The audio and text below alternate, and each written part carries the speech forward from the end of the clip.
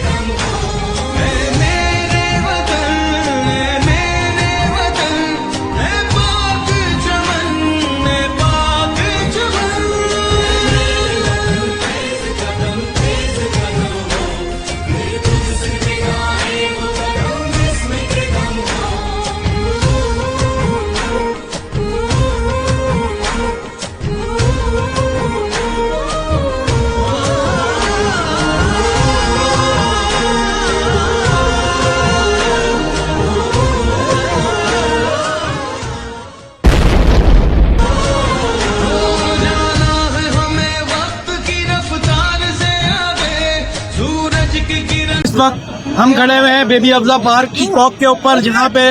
पाकिस्तान तहरीक-ए-इंसाफ और town municipal corporation Shah Latifabad की जानिब से